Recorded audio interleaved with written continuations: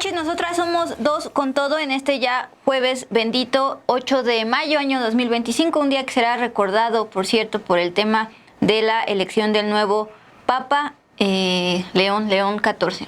Así es desde la mañana que se da a conocer, bueno, ya la elección del Papa y el inicio, pues, de su como pontífice. Vamos a estar hablando de este tema, pero también hace no mucho, durante la tarde y noche, se realizó el discurso. Ya la presidenta desde la tarde estaba en Nayarit, donde encabezó e inauguró la Convención Nacional Bancaria. Ahí dio un discurso en el que abordó diversos temas y de eso también vamos a estar hablando esta noche en Dos con Todo.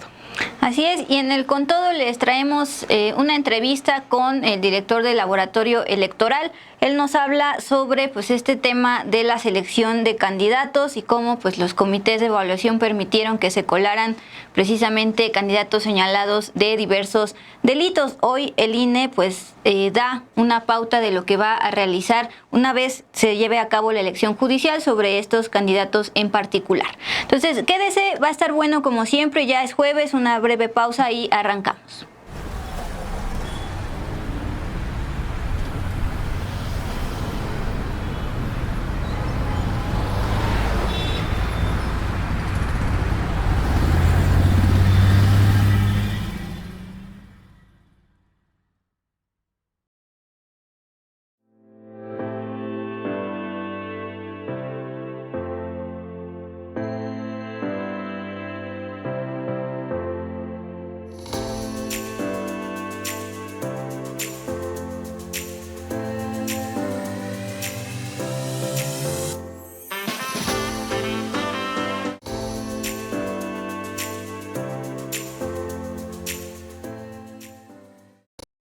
Pues muy buenas noches, gracias por estar con nosotras este jueves 8 de mayo, año 2025. Gracias como siempre a quienes se manifiestan en este chat, estamos completamente en vivo.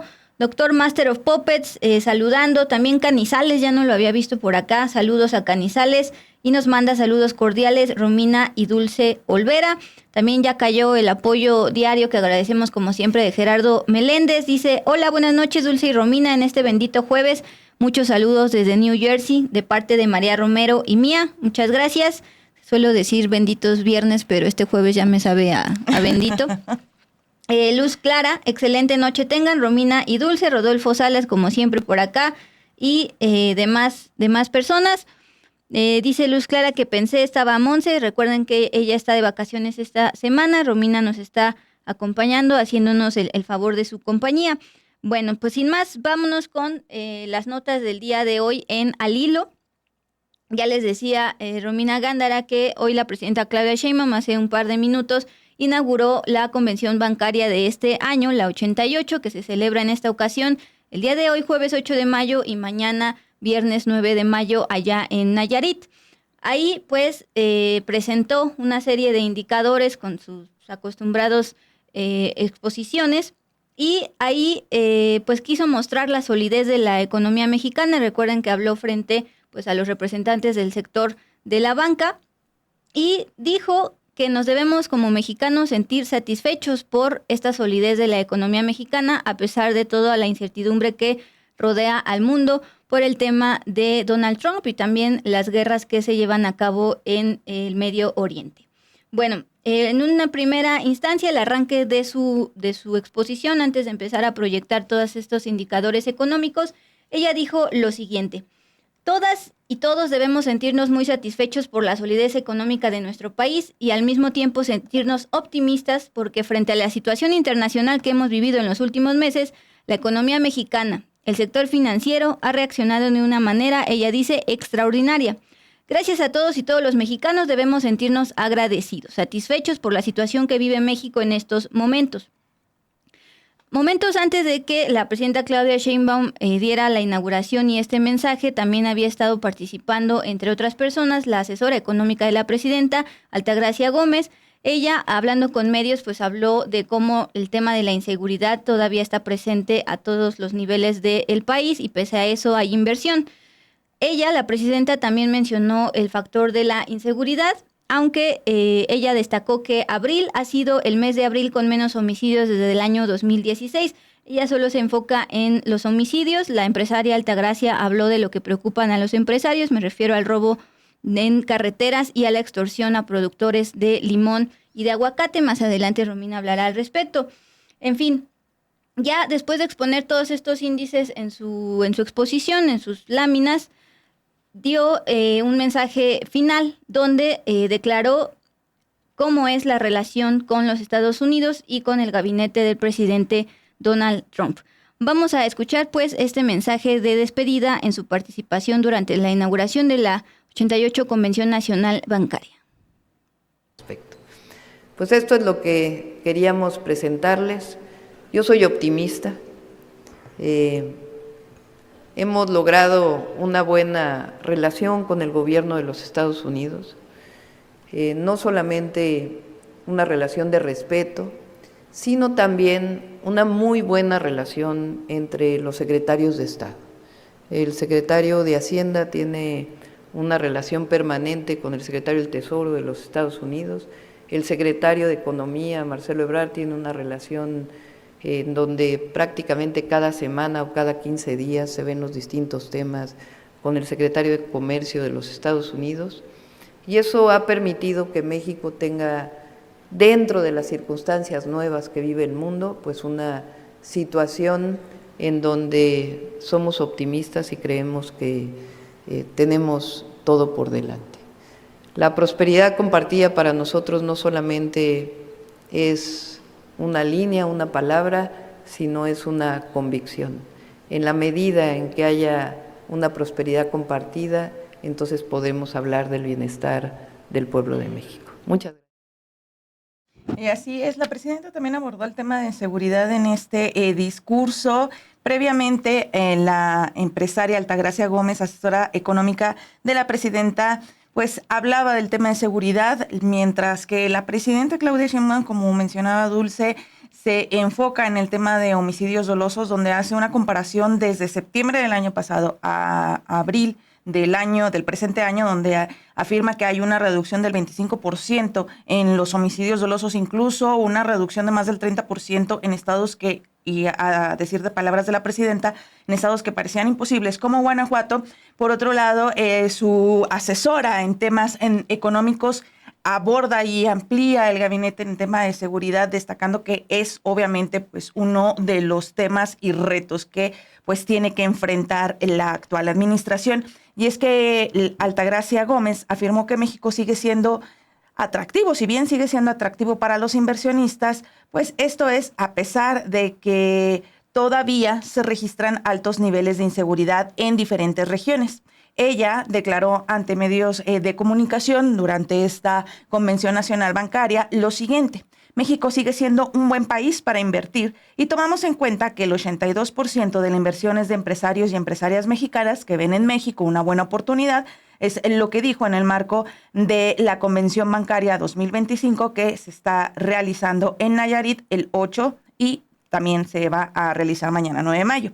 Ya en una reunión con diferentes medios, la empresaria agregó lo siguiente: en el tema de seguridad llevamos mucho tiempo para llegar a donde estamos y tardaremos algún tiempo en poder salir. Se está trabajando muy de cerca con la Canacar para ver el robo de carreteras. Se está atendiendo cada una de las problemáticas en el caso de los limones y el aguacate, que como ustedes saben, en el tema de limones y aguacates, principalmente en Michoacán, que son los productores de estos productos, enfrentan históricamente y desde la guerra contra el crimen organizado que emprende Calderón, se elevan sus altos índices de extorsión, lo que provoca que en muchas ocasiones tengamos altos costos tanto del limón como del aguacate.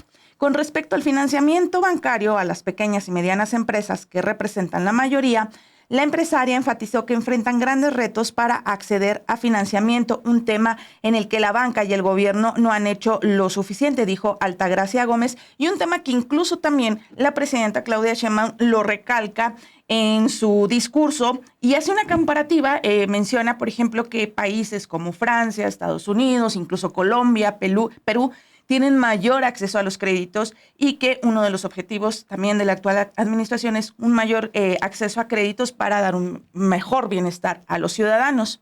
Regresando a las declaraciones de Altagracia Gómez sobre este tema, ella señala lo siguiente: una de las grandes conclusiones es que no se está haciendo lo suficiente, y cuando decimos eso son todos los actores. Los bancos no están haciendo lo suficiente, el gobierno no está haciendo lo suficiente, de acuerdo con las declaraciones que dio la empresaria este día, ante diversos medios de comunicación. Que planteas, Romina, es muy importante porque aquí Gerardo Meléndez nos decía, esta asociación de banqueros son los verdaderos deudores del FOBAPROA, no merecen mucho respeto. Y es que justamente pues la propia empresaria y asesora económica de la presidenta Altagracia Gómez, pues sí, de cierta forma les pide que haya pues también apoyo a las pequeñas y medianas empresas. La propia presidenta Claudia Sheinbaum dice que es un problema, así literalmente dice, es un problema que no haya tanto acceso al crédito para los mexicanos. También recuerden que en un con todo, hace un par de meses, les presentamos un informe de Oxfam México donde presentaban a la banca como una de los principales sectores que extraen la riqueza en aras de la ciudadanía a través de estos altos niveles de comisiones y también altos cobros por tasas de interés. Entonces, ahí está también ese lado de la banca, pero pues justamente es necesario este sector por ahora para no generar mayor incertidumbre de la ya existente por el tema de Donald Trump. Sí, y de hecho con el tema del acceso al crédito, la presidenta hablaba que México apenas alcanza el 33% de acceso a crédito y lo comparaba con estados con Estados Unidos, con países como Japón, como Francia, Chile, Perú, donde pues hay más acceso al crédito. Y ella decía, uno de los objetivos del gobierno debe ser ampliar el acceso al crédito si queremos que haya crecimiento, de acuerdo con lo que señalaba también en este discurso de inauguración de la convención bancaria. Pues ahí está hablando de empresarios, pues no tan grandes, pero sí con bastantes vínculos políticos. Ayer, antes de terminar este 2 con todo, les presentamos el video del empresario José Luis Salinas Gutiérrez, quien en marzo, muchísimo antes de que fuera oficial, felicitó a Adrián Rubalcaba por ser designado como el nuevo director de el metro, que hoy, por cierto, volvió a reportar algunos problemas en la línea B, no tanto al nivel de ayer, pero también hubo un apagón. Bueno, nuestros compañeros de la Unidad de Investigación y Multimedia le hicieron un perfil a este personaje porque justamente es importante saber quién es él, por qué tiene tanta relación con algunos morenistas, incluyendo el senador Emanuel Reyes, perteneciente al grupo del secretario de Economía Marcelo Ebrard, y también muy cercano a la Iglesia de la Luz del Mundo, cuestionada porque pues su principal líder está encarcelado en Estados Unidos por pedofilia y demás. Bueno, pues corre video. Sí, por cierto, tenemos al próximo director.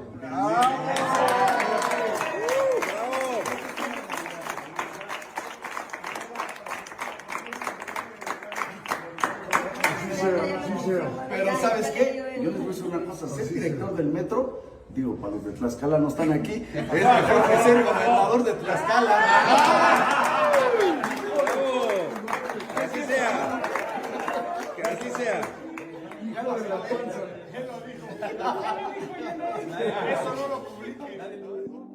El empresario José Luis Salinas Gutiérrez se encuentra nuevamente en el centro de la polémica tras un video donde se burla de Tlaxcala, afirmando que ser director del metro es mejor que ser gobernador de Tlaxcala.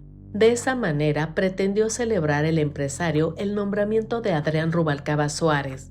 Este comentario, pronunciado hace 7 semanas durante la celebración de su cumpleaños el pasado 19 de marzo, ha generado indignación y una exigencia de disculpa por parte del gobierno de Tlaxcala, que considera sus palabras como una visión reduccionista y poco informada sobre la importancia histórica y cultural de la entidad. Lo que hace particularmente revelador este incidente es el contexto en que ocurrió, una celebración a la que asistieron figuras políticas de diversos partidos, desde Morena hasta el Verde y el PT, incluyendo a Emanuel Reyes Carmona, suplente de Marcelo Ebrard y miembro de La Luz del Mundo, Sandra Cimey Olvera, a quien Salinas perfiló como futura gobernadora de Hidalgo, la petista Ana Karen Hernández y Luis Armando Melgar del Partido Verde y vinculado a Ricardo Salinas Pliego. Esta diversidad de invitados ilustra perfectamente la capacidad de Salinas para cultivar relaciones en todo el espectro político mexicano. El michoacano, quien dirige el corporativo JLS, mantiene un impresionante portafolio de negocios que incluye Tequila Don Ramón, la cadena El Pollo Feliz de Jalisco, producción de aguacate, desarrollo inmobiliario tanto de interés social como de lujo, estaciones de gasolina y hasta guarderías. Este amplio espectro empresarial parece ir de la mano con su habilidad para tejer relaciones políticas con figuras de todos los colores partidistas. Su vida personal también refleja estas estratégicas conexiones. En 2017 se casó con la entonces senadora perredista Iris Vianey Mendoza, quien había sido previamente vinculada con el cártel de los Caballeros Templarios de Michoacán, algo que ella negó categóricamente. Lo notable fue la lista de padrinos de boda. El entonces secretario de Gobernación Miguel Ángel Osorio Chong y su esposa como padrinos de velación, y el procurador Raúl Cervantes Andrade como padrino de arras, aunque este último no asistió a la celebración. También estuvo presente el entonces gobernador hidalguense Omar Fayad. El alcance de sus relaciones parece no tener límites. En sus redes sociales presume fotografías entregando cuadros con la imagen del Papa Francisco tanto a la presidenta Claudia Sheinbaum como al gobernador emesista de Jalisco Pablo Lemus.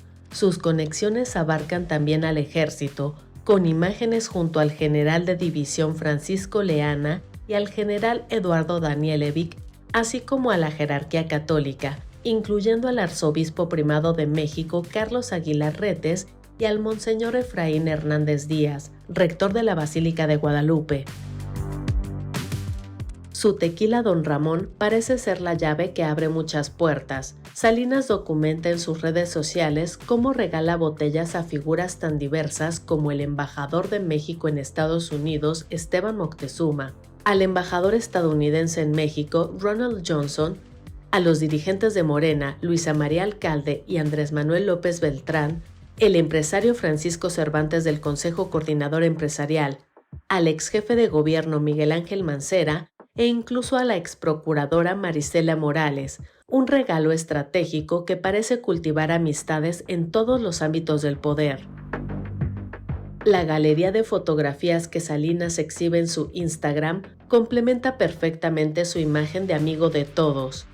Aparece junto al magnate Carlos Slim, al lado del gobernador morenista de Hidalgo, Julio Menchaca, posando con Margarita Zavala, esposa del expresidente Felipe Calderón, y también con el veterano político Manlio Fabio Beltrones.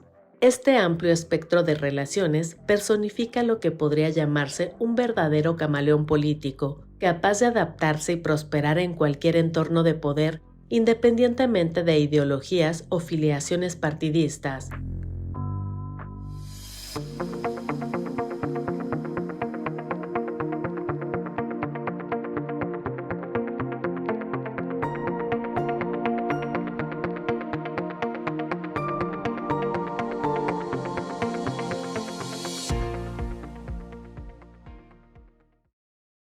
Pues nos vamos con más información internacional que ha sido la noticia del día y que, como mencionabas al inicio, Dulce, bueno, pues es un día que se va a recordar por la elección del Papa. El cardenal Robert Francis Prevost fue elegido este jueves como el Papa número 267 de la historia. El nombramiento del nuevo líder de la Iglesia Católica llega en un momento crucial para el mundo. Por un lado tenemos las guerras en Ucrania y Gaza que parecen estar lejos de llegar a su fin, y las tensiones en Pakistán y también en la India, que están atravesando una fuerte escalada por el disparo de misiles en la frontera común. Por otro lado, también tenemos a Donald Trump, que ha desatado una guerra comercial global y ha emprendido una de las políticas migratorias más duras en su país, por lo que se espera que León XIV, el primer pontífice de Estados Unidos, nacido en Estados Unidos, sea un contrapeso, pues no simpatiza con las ideas del inquilino de la Casa Blanca, por lo que se ha visto en los retweets y el manejo de sus respectivas redes sociales.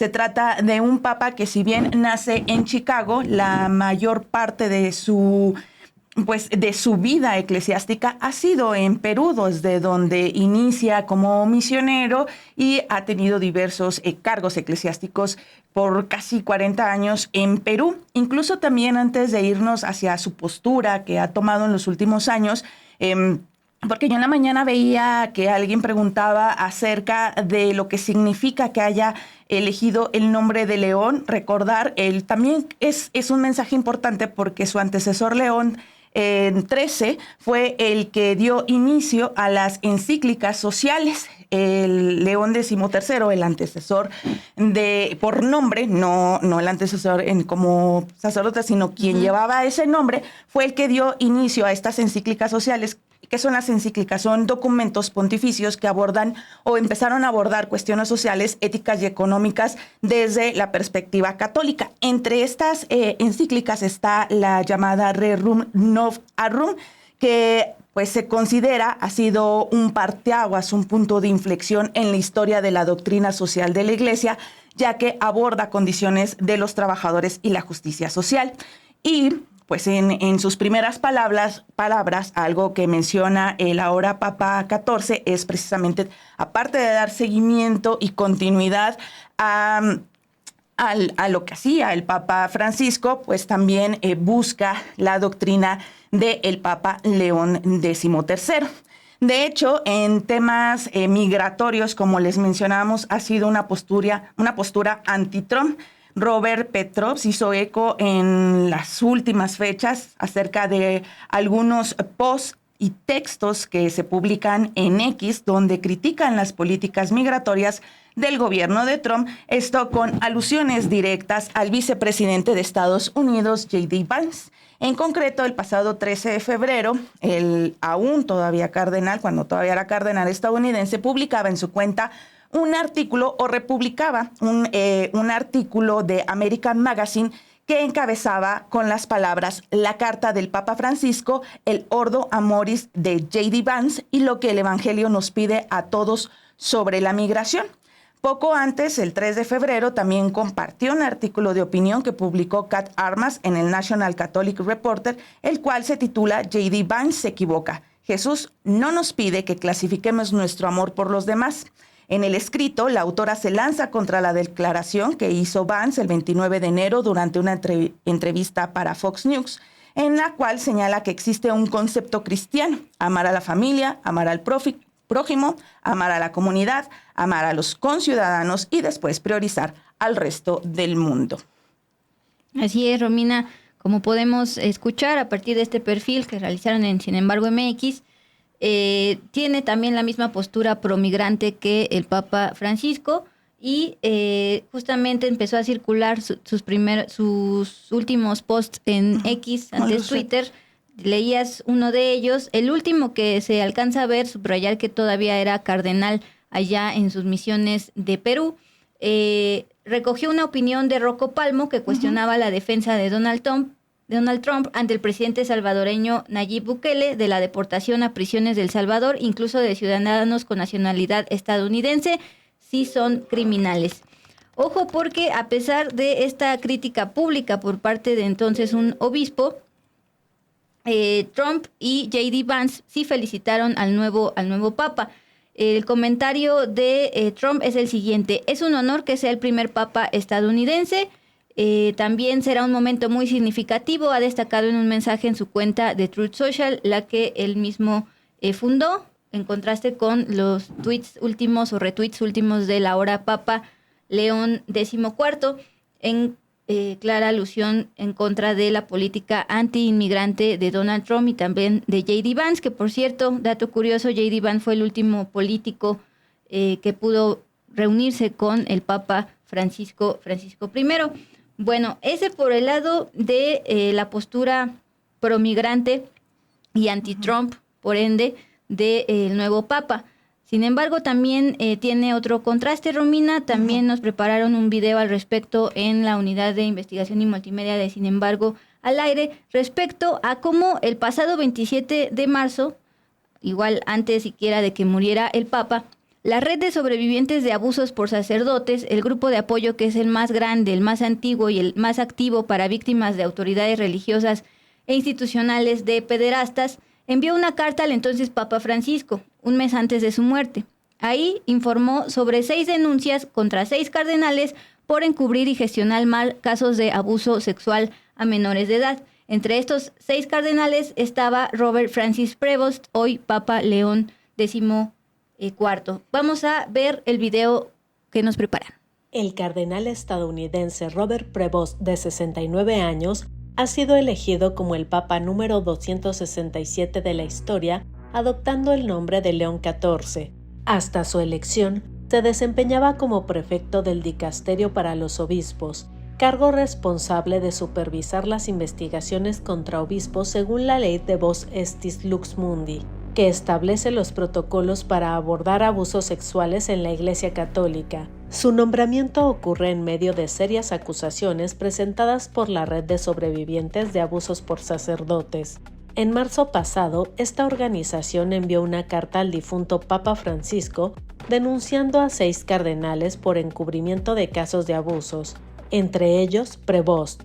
Las acusaciones específicas contra él se relacionan con su gestión como obispo de Chiclayo, Perú, donde presuntamente no investigó adecuadamente denuncias contra los sacerdotes Eleuterio Vázquez González y Ricardo Yesquen por abusos de 3 menores. Según los testimonios de las víctimas, Prevost no habría seguido los procedimientos establecidos por la Santa Sede, no abrió investigaciones preliminares, no notificó a las autoridades civiles, no restringió apropiadamente el ministerio de los sacerdotes acusados y no ofreció apoyo psicológico a las víctimas. Incluso existen fotografías que muestran al sacerdote González celebrando misas públicamente durante el periodo en que supuestamente estaba suspendido. A estas denuncias se suma un caso anterior del año 2000, cuando como superior provincial de los agustinos, Prevost autorizó al padre James Ray, acusado de abusar sexualmente de varios niños, a mudarse a un convento situado a pocos metros de un colegio católico.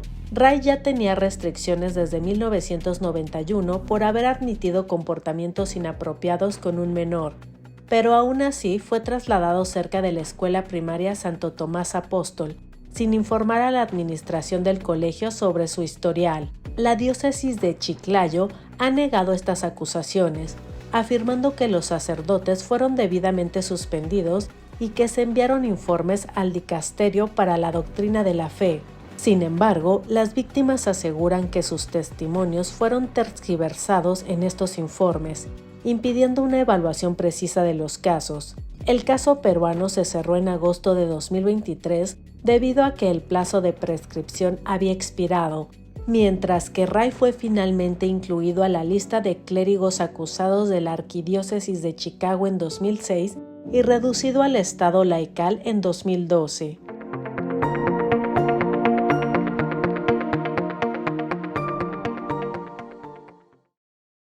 Gracias a nuestro jefe de información, Obed Rosas, por este reporte en torno a señalamientos de ser un encubridor de pederastas cuando era cardenal en sus 40 años de misión en Perú y ahora papa, líder de la Iglesia Católica. Ya por último, les decía que tanto Donald Trump como J.D. Vance, el vicepresidente de Estados Unidos, a pesar de la postura clara promigrante de ahora papa, lo felicitaron. J.D. Vance, vicepresidente de Estados Unidos, puso este mensaje: que Dios bendiga al Papa León XIV de Illinois. Jill y yo lo felicitamos y le deseamos mucho éxito. Jill es la esposa de J.D. Vance. Quiero destacar que pone Papa León XIV de Illinois, porque hace un par de días hablábamos de las ciudades denominadas santuario y justamente Illinois tiene, el estado de Illinois tiene la ciudad de Chicago, donde nació precisamente el Papa, que es una de las ciudades santuario tradicionalmente en los últimos años, que pues ajusta sus leyes para no cooperar tanto con los agentes migrantes. Entonces ahí está el último dato.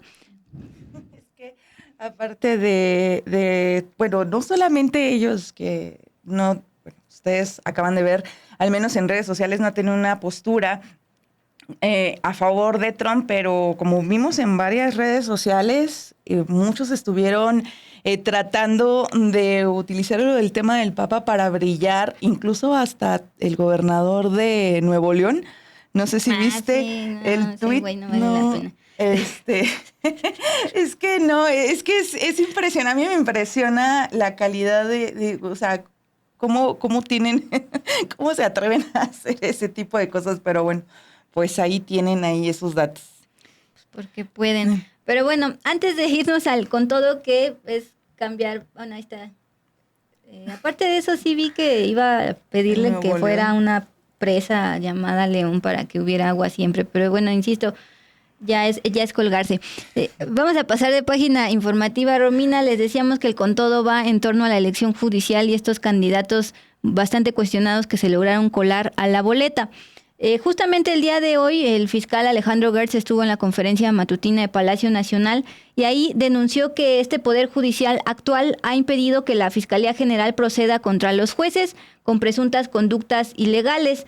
De hecho, pues justamente también se habló de cómo han ayudado a liberar a 100 criminales por un pacto de años atrás. Bueno, con justamente esto de por medio de contexto dicho hoy desde Palacio Nacional, vamos a una brevísima pausa y regresamos con el con todo.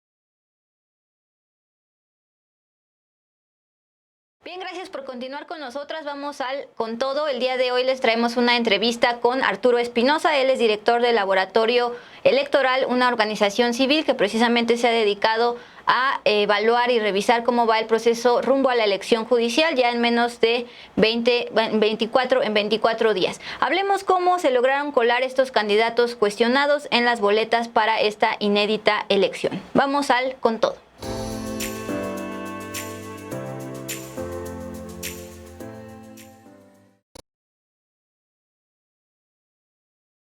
Que están faltando para la elección judicial. Entonces vamos pues con todo. Ahí está. Bien, el día de hoy sesionó el Consejo General del INE y entre otros temas pues abordó la petición de tanto el presidente del Senado, Gerardo Fernández Noroña, como el presidente de la Cámara de Diputados, Sergio Gutiérrez Luna. El domingo 4 de mayo pues le solicitaron directamente al INE cancelar, y sí hay que subrayar esa palabra, cancelar 26 candidaturas, porque algunas de ellas estaban presuntamente relacionados con acoso sexual, peculado y haber representado legalmente a integrantes de la delincuencia organizada. Bueno, pues en esta sesión de hoy por la mañana, el INE decide rechazar esto.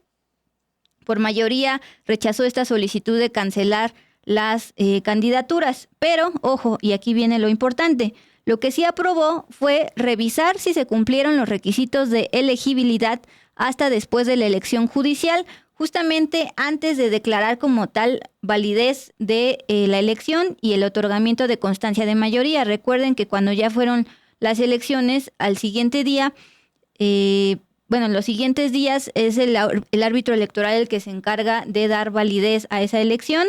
Es justamente en esos días, antes de dar la validez, que el INE, pues ahí sí va a revisar si se cumplieron los requisitos. ¿Por qué no antes? Porque justamente en esta sesión los consejeros explicaron que la norma constitucional, la famosa reforma judicial, no les da esa facultad, se las da en todo este proceso a los comités de evaluación del Poder Ejecutivo, Legislativo y Judicial.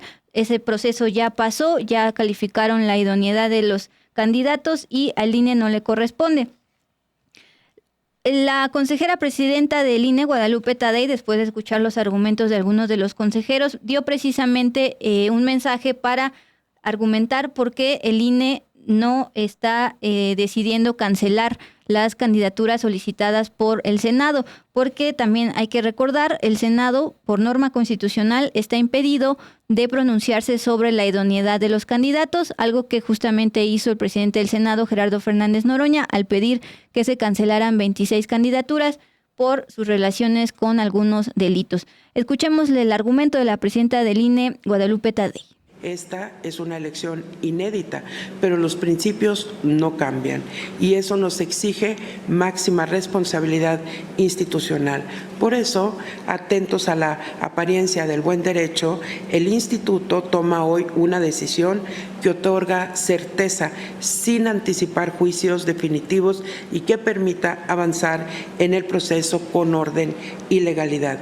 Por estas razones es que yo comparto que se tengan por recibidas estas comunicaciones, pues nos encontramos en el curso de las campañas. Con toda responsabilidad y como lo he venido señalando con antelación, creo firmemente que realizar juicios de valor a favor o en contra de alguna candidatura en este momento de las campañas a 24 días de la elección podría incidir de manera perjudicial en las preferencias. Ese no es el papel del instituto. De ahí que la etapa de resultados sea la etapa idónea para realizar este análisis, pues permite enfocarnos en las y los ganadores de la elección con la entrega de constancia de mayoría y declaración de validez, como ha sido siempre. Considero también acertado compilar los datos que se presentan y que se encuentran vinculados con la inelegibilidad de alguna candidatura. Esto nos permitirá garantizar los derechos de todas las personas y valorar con elementos contundentes cualquier situación que sobrevenga.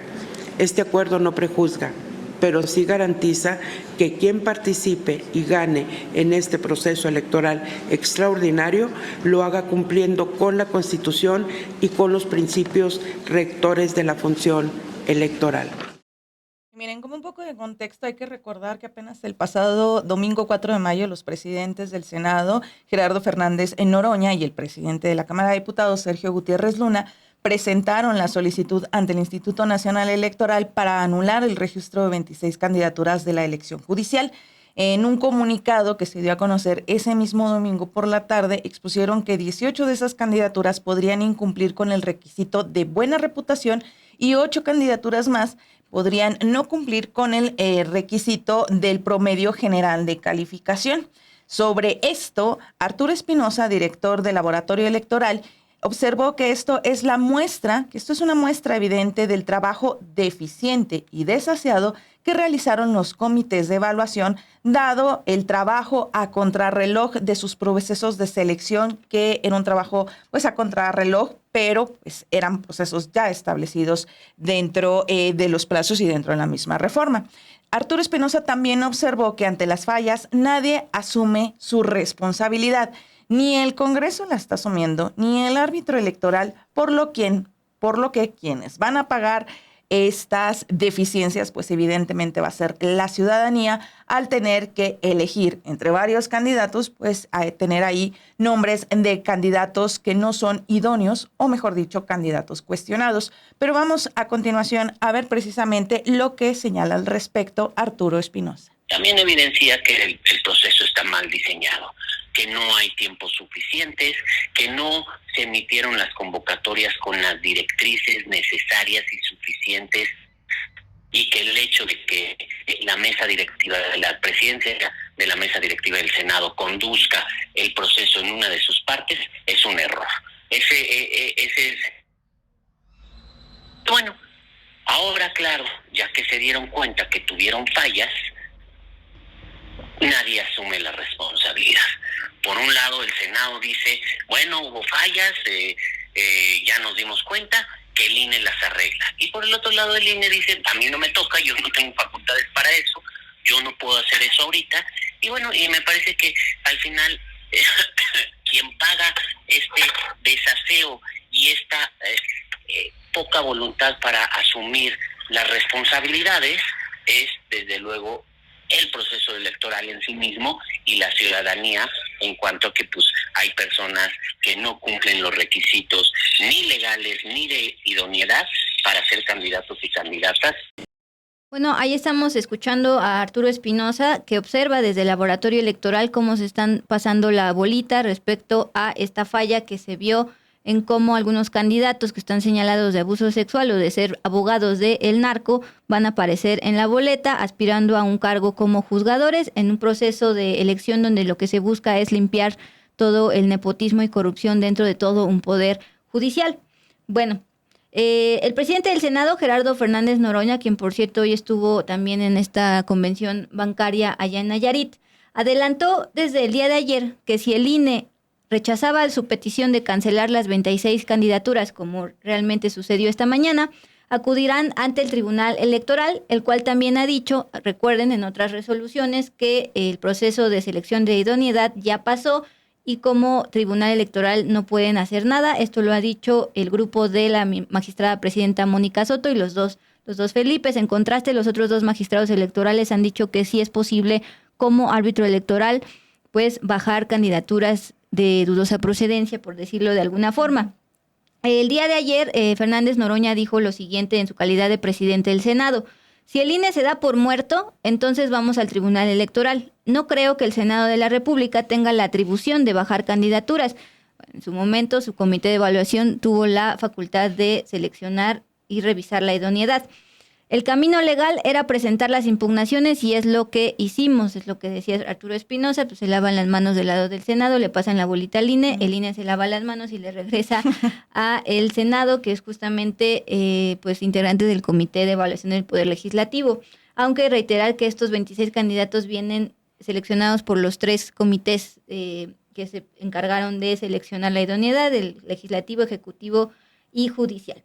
Bueno, Noroña reiteró, por cierto, que ellos no hicieron público ningún dato de quiénes son esos 26 candidatos. Estuvo circulando precisamente una lista de estos 26 candidatos porque dice, eso es responsabilidad de quien lo haya hecho. No vayan a acusarnos después de que estamos llamando a no votar por las personas que nosotros consideramos no idóneas.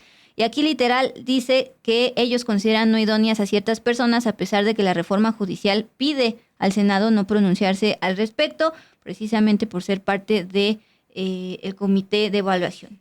Bueno, eso por parte del Senado. También el presidente de la Cámara de Diputados, Sergio Gutiérrez Luna, se pronunció al respecto. Él aseveró que en cuanto se definiera el tema del INE, que ya se definió que no va a cancelar las 26 candidaturas, pero antes de designar la validez de la elección judicial, sí va a empezar a revisar esto. Dice Gutiérrez Luna, veremos cómo y qué resuelven. Esa parte es muy importante y con base en eso nos reuniremos el presidente Noroña y yo para ver qué ruta jurídica seguir. Hasta este momento no hay información de esa reunión.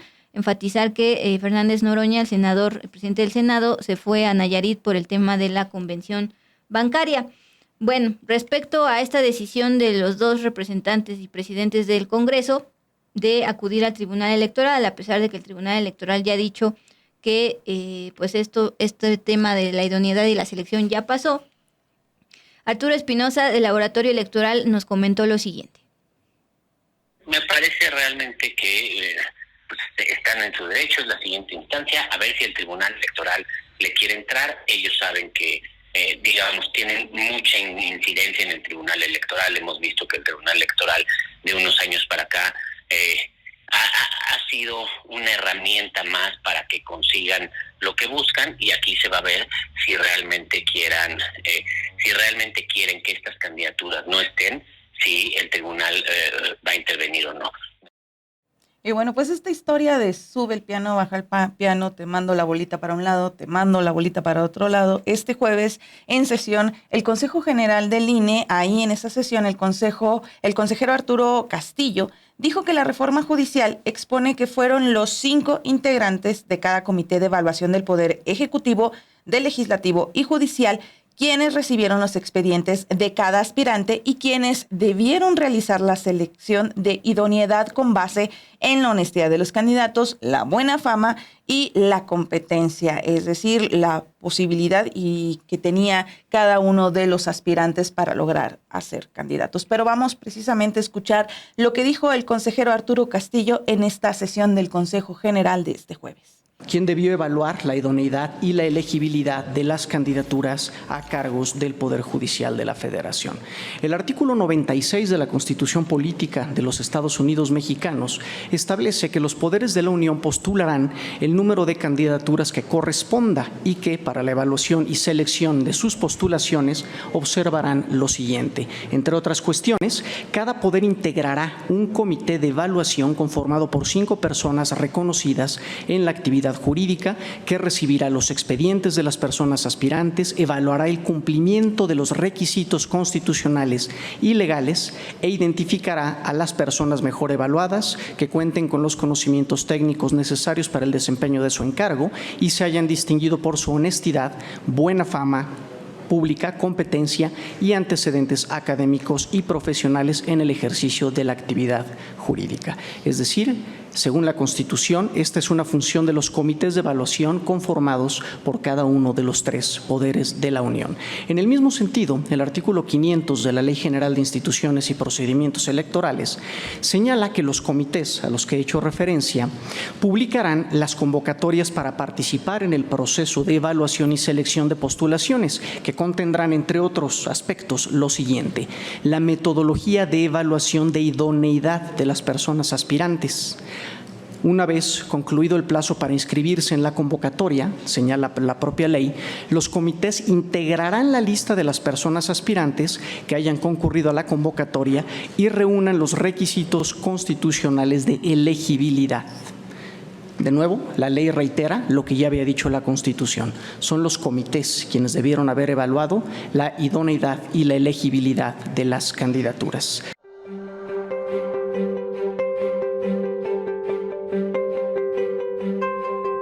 Bien, ahí está el principal argumento que repitió también la consejera Claudia Zavala y también la consejera Dania Rabel.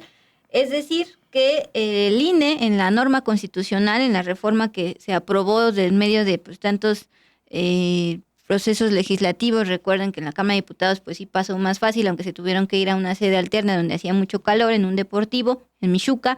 En el Senado tuvieron que negociar, finalmente obtuvieron el voto del ahora morenista, senador morenista Yunes, aunque no militante, pero sí en esa bancada.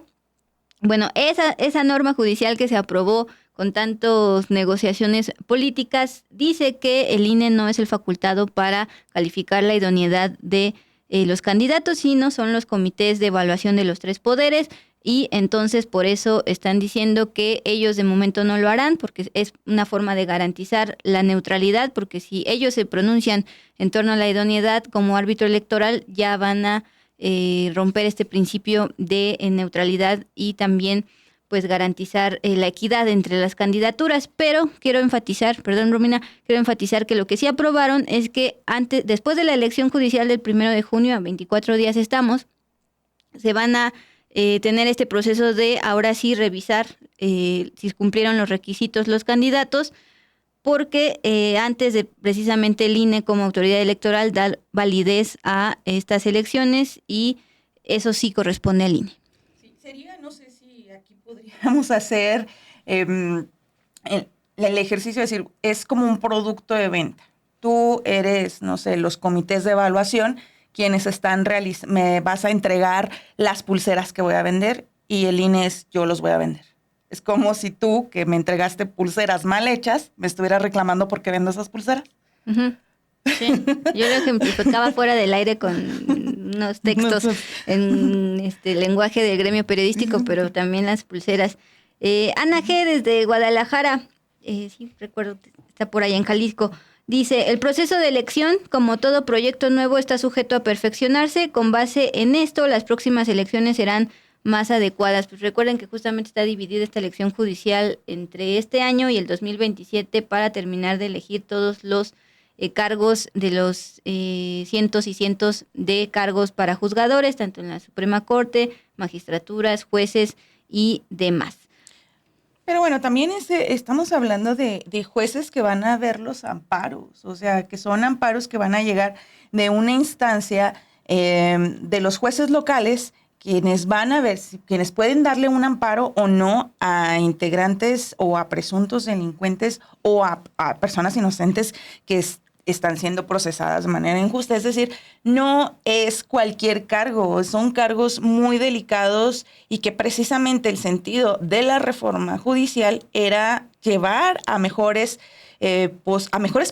posturas, a mejores perfiles a este tipo de cargos. Lo acabamos de ver hoy en la conferencia matutina, como el secretario de Seguridad Federal, Omar García Harfuch, expone a jueces por liberar a presuntos. Entonces, no son cargos que se pueden tomar a la ligera y para estar haciendo este pimponeo a la bolita a ver quién tiene la culpa para la elección de un cargo tan importante en México, sea la primera o sea la 10ª vez que se tenga que hacer.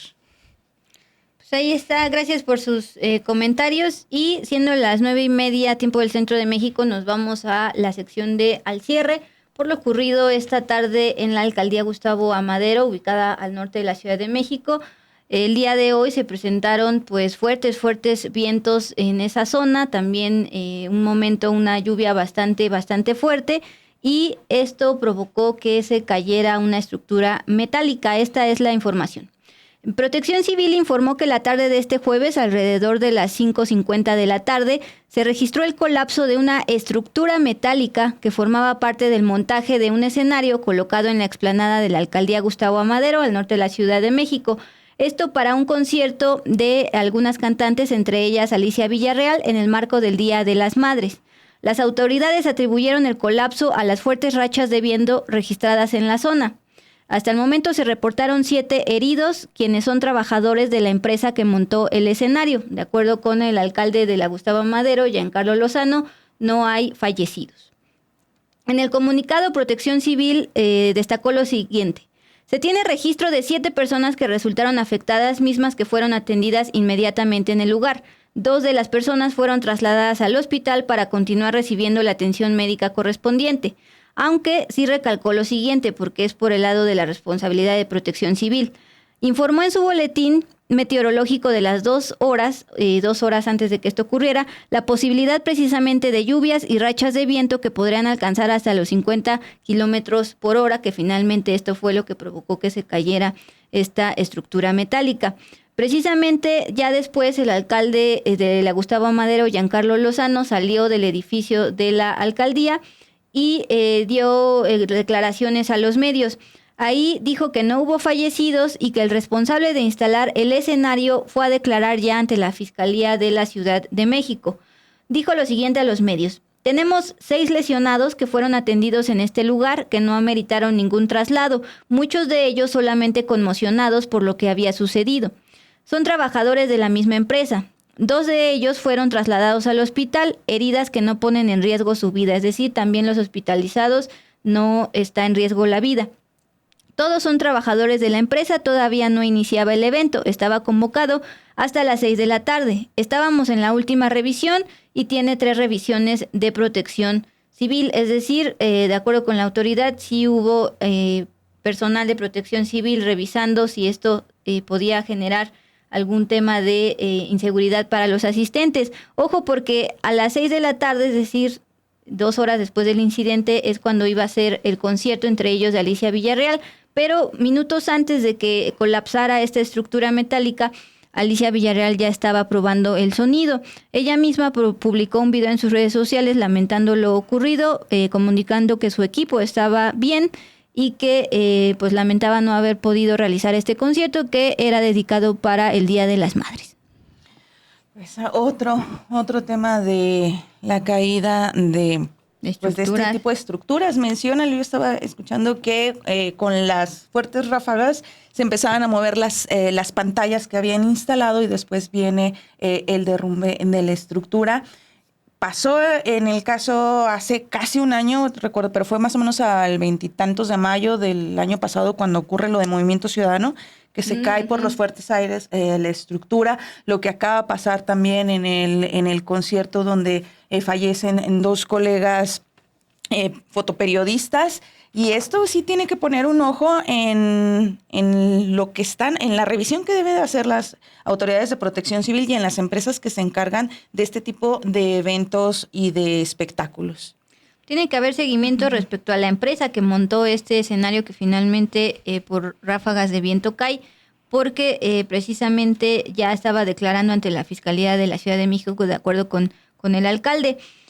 Acá Dud Mata, que pues, se encarga también, bueno, no se encarga, pero sí sabe sobre la colocación de escenarios musicales y demás. Dice, eso les pasa por querer armar eventos para todo. Hacer eventos no es un juego.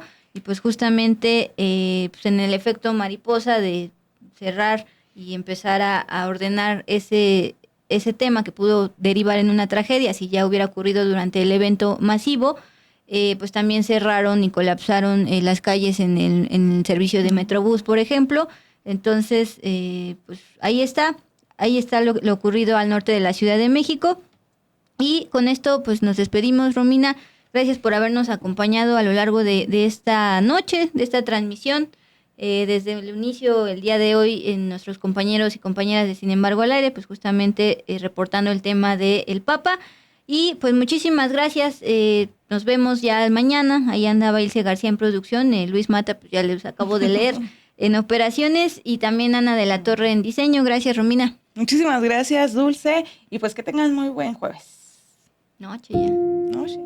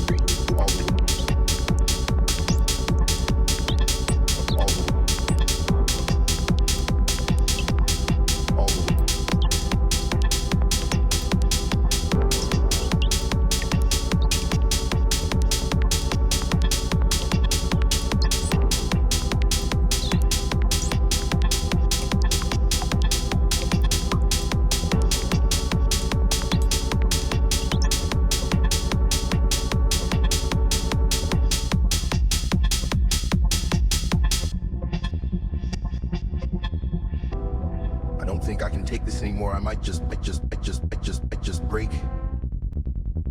All the heartache, all the heartache, all the heartache, all the